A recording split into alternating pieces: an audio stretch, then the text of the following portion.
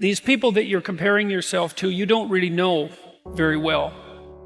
What that means is that you see their shiny outside, but you don't see the reality of their life. There's always people out there who are doing far better than you on pretty much anything you want to imagine.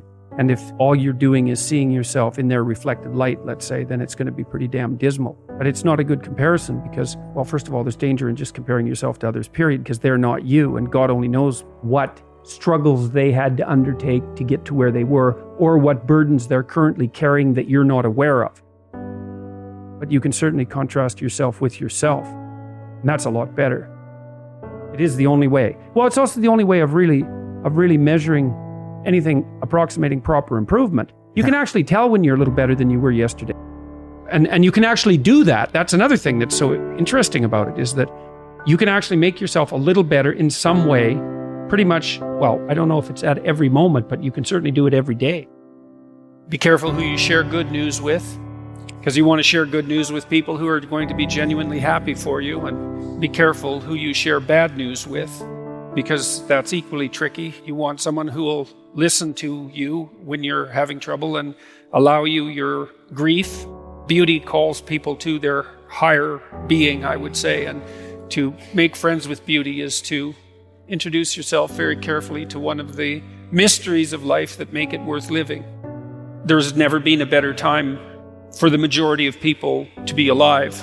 And the future, although we're vulnerable and terrible things can always happen to us, it's hard to make a case that the future doesn't look comparatively positive.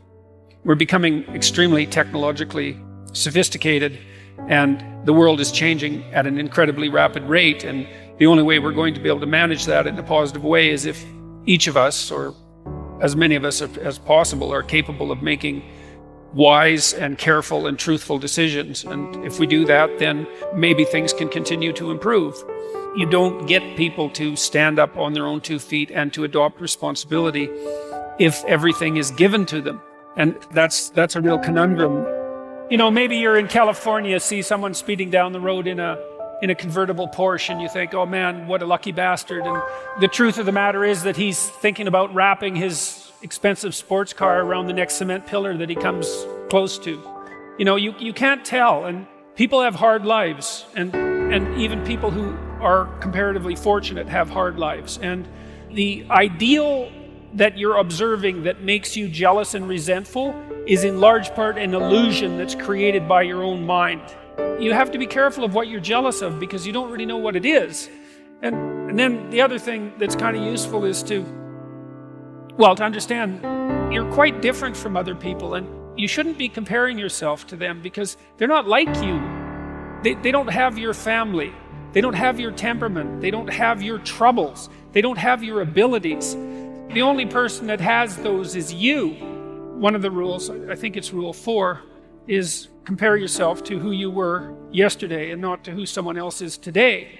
And see, that's a game you can win. The possibility that you can make yourself slightly better on a continual basis is, I think that's something that's accessible to everyone. I think that's equivalent to leading a virtuous life. And there is something to be said for virtue and truth. You know, and that is one thing. Another thing that I've noticed about people who've been phenomenally successful is that they really do everything they can to live a truthful life. And you can get a bloody long ways by being honest.